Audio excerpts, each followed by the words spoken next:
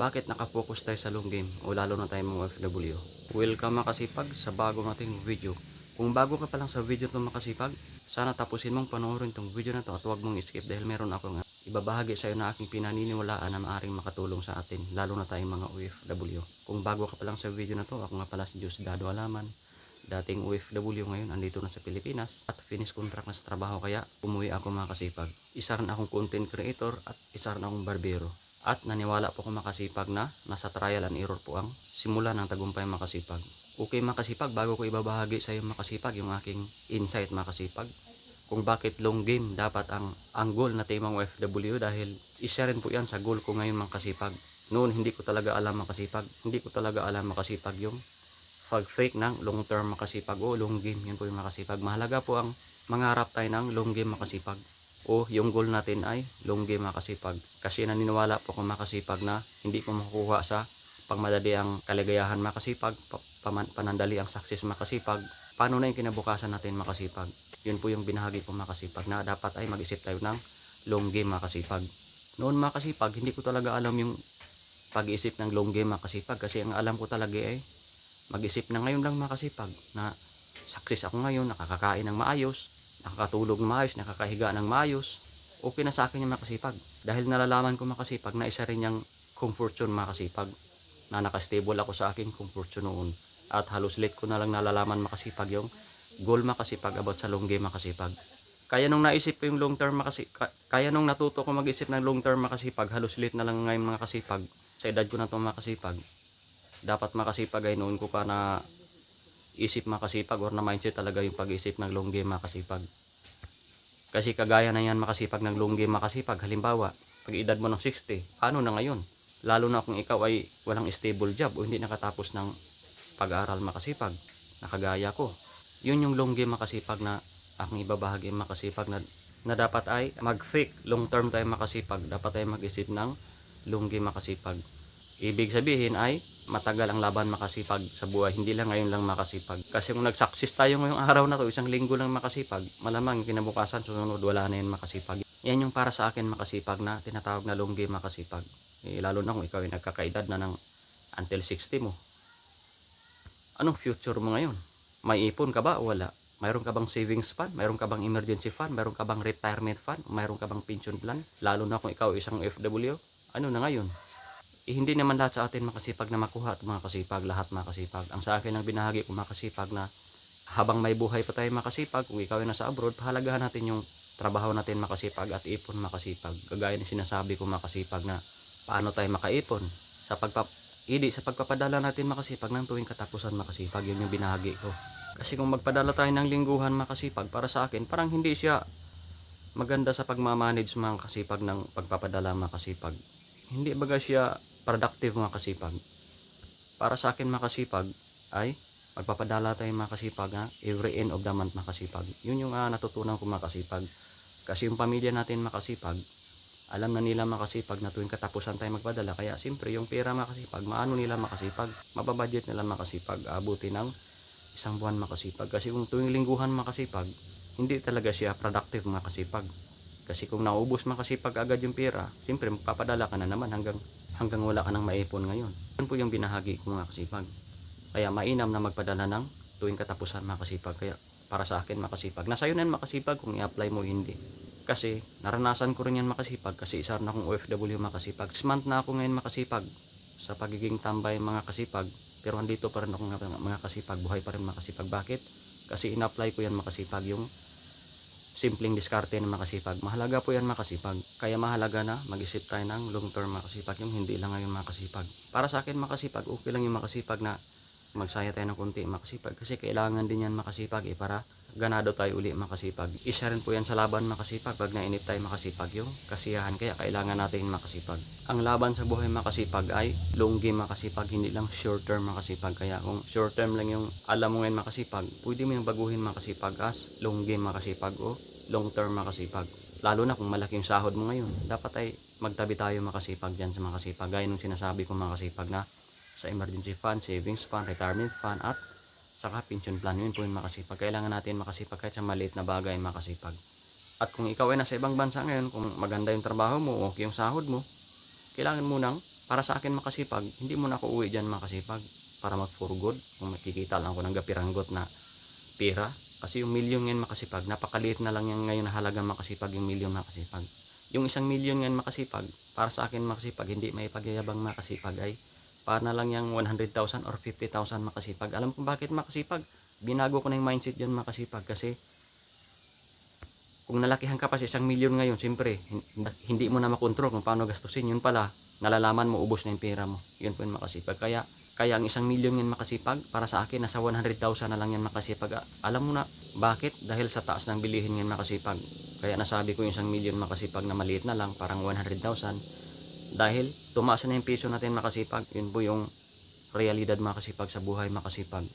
Kasi kung nalakihan ka pa makasipag, sa totoo lang, para sa akin, siyempre, kanya-kanya naman tayo ng tingin makasipag about yan sa pera makasipag. Kasi para sa akin yung pera, walang halaga yan makasipag eh. Kasi yung pera, madaling maubos, madaling gastusin makasipag. Para sa akin makasipag, yung value yung makasipag, yung hinahabol ko makasipag, hindi yung pera makasipag. Kasi yung pera, naubos din yan makasipag. Yung value, halos hindi siya maubos makasipag. Yun po yung para sa akin makasipag. O yung value makasipag na kailangan ng karamihan makasipag na maglingkod tayo, magsilbi, mag-provide tayo makasipag. Yun po yung ibig kong sabihin. Yun po yung ibig ko sabihin makasipag na makakatulong makasipag. Yan yung value makasipag. Sa taas ng bilihin natin ngayon, kaya yung pera noon makasipag na milyon makasipag, napakaliit na lang yan ngayon makasipag. Ang bili mo na lang ng sasakyan ngayon yan, ubos na kaagad yan. Kung ipagawa mo ng bahay yung 1,000,000 na yan, kulang pa yan makasipag. Kung gusto mo ng bahay na medyo okay, kulangin yan makasipag dahil sa taas ng bilihin ngayon makasipag, yung mga materialis na makasipag. Kaya yung 1,000,000 ngayon makasipag, napakaliit na makasipag. Para sa akin makasipag. Yan yung realidad sa buhay ngayon makasipag na tinanggap ko makasipag. Kaya ina-accept ko yung realidad sa buhay makasipag. Tinanggap ko talaga makasipag na ganyan yung buhay natin makasipag. Kailangan nating tanggapin na maliit na lang yung halaga na 1,000,000 ngayon makasipag. Kaya kung ikaw may 1,000,000 ngayon, ang dali lang gastusin yan. Wala pang isang araw yun, isang oras makasipag. Ang dali lang maubos yan makasipag. Kaya para sa akin makasipag, na pinagmula ng lahat makasipag ay ang value makasipag. Diyan po talaga nagmula makasipag yung 1,000,000 makasipag o yung pera makasipag. Kasi hahabol sila sa value makasipag eh. Kaya ang focus ng makasipag, value. Hindi yung pera makasipag. Kaya mahalaga makasipag na yung target goal natin makasipag ay pang long game makasipag. Hindi yung pang short term makasipag o yung panandalian kaligayahan ng okay lang naman yan makasipag. Ang para sa akin lang, paano na yung pagdating mong kinabukasan mo, malulungkot ka dahil wala ka na ngayon. Matanda ka na, hindi ka na makagalaw. Gusto mong gumalaw, hindi mo na kaya dahil matanda ka na. Yun po yung totoo dyan makasipag. Kaya habang bata-bata pa tayo, kailangan natin na mag-isip tayo ng longer makasipag o long term makasipag, lalo na sa ating mga OFW. Kaya wag lustayin lahat ng pera makasipag, gaya ng sinasabi ko. Magpadala tayo ng tuwing end of the month makasipag yung ating sweldo makasipag. Mahalaga po yun makasipag kasi nasubukan ko na yun makasipag eh. Kaya nandito pa ako ngayon makasipag, tambay, buhay pa rin makasipag. Kalahating taon akong tambay makasipag. Yun po yung simpleng discard yan makasipag. Para hindi tayo mahirapan sa buhay makasipag. At ang bottom line ng video natin makasipag ay magnegosyo tayo makasipag talaga. Yun yung binahagi ko makasipag na kailangan nating magnegosyo ng kanya-kanya. Kung bata-bata ka pa ngayon, much better makasipag na simulan mo na magnegosyo kung sa edad mo na 20s. Mahalaga na simulan mo na magnegosyo makasipag para marami kang learning o experience. Para sa akin makasipag, kung malugi makasipag, okay lang. Dahil ang habol ko makasipag ay learning makasipag. At naniwala ko makasipag na hindi lang pululugi yan. Sa tagal mo nang nalulugi, marami ka ng learning, aangat ka bigla. Yun po yung para sa akin makasipag. Ako makasipag, halos late ko na lang nalalaman yung makasipag. Sa pag-edad ko ng 40 ngayon makasipag, halos late ko na lang nalalaman yung sa pagninegosyo makasipag. Pero gagawa pa rin ako ng paraan makasipag. Mayroon akong mga maliit lang makasipag piranggot na hindi ko siya matawag na negosyo. Liit-liit, barya-barya lang. Pero okay din makasipag. Pero para sa akin makasipag, at least mayroon akong pangarap makasipag. Nag-execute ako makasipag. Kasi yung pangarap makasipag, paralyzed din yan makasipag. Isa rin yung imagination. Isa rin yung paralysis yun makasipag. Ang tunay na talaga makasipag na nasusi makasipag ay yung gumalaw makasipag or yung pag-execute makasipag. Gaya na lang itong pagbablog makasipag. Nag-execute na rin ako dito makasipag. Marami ning risk dito makasipag. Yung mahiyain, yung paano gumawa ng content, risk din to makasipag. Kaya kung ikaw ay medyo bata-bata pa, kailangan mo rin mag-take risk makasipag. Yun po yung sinasabi ko para yung opportunity kasi na dyan sa risk. Yun po yung makasipag. Diba? Parang malabo makasipag na tingnan makasipag. Yung opportunity nasa risk. Kasi yun po yung realidad mga kasipag, yun po yung totoo. Wala po sa madali mga kasipag na nakukunin mo lang yung opportunity mga kasipag. Wala po dyan. Nasa risk po yan mga kasipag. Kaya kahit ginto mga kasipag, hinuhukay pa yan mga kasipag, hinuhukay pa rin yan ng malalim. Yung opportunity hindi natin nakikita yun, pero yung ginto, hindi rin natin siya nakakita, pero kailangan natin siyang hukayin ng pinakamalalim at risk din yan mga kasipag kasi marami nang natabunan dyan. Una mamatay mga kasipag sa pag ano ng ginto, kaya walang madali mga kasipag. Kung mayroon ng ginto dyan mga kasipag na nakita natin sa mga bato-bato, pahilahilatan na lang tayo, kaso mga kasipag wala.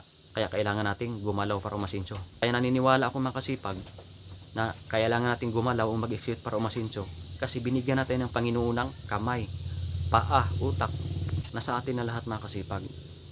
Wala na tayong hingin pa mga kasipag, nasa atin na lahat yung kayamanan natin mga kasipag, yung katawan natin mga kasipag. Yun po yung tunay na kayamanan mga kasipag. Kaya hindi natin kailangan mga kasipag ng malaking kapital, malaking puhunan. Kailangan natin ng gumalaw kasi masaya tayong makasipag na mag-execute tayong makasipag pag may makita tayong malit na success. Okay makasipag, kaya ko binahagi itong video na ito makasipag para tayong lahat makasipag, lalo na sa ating mga OFW, mag-isip tayo ng long game makasipag.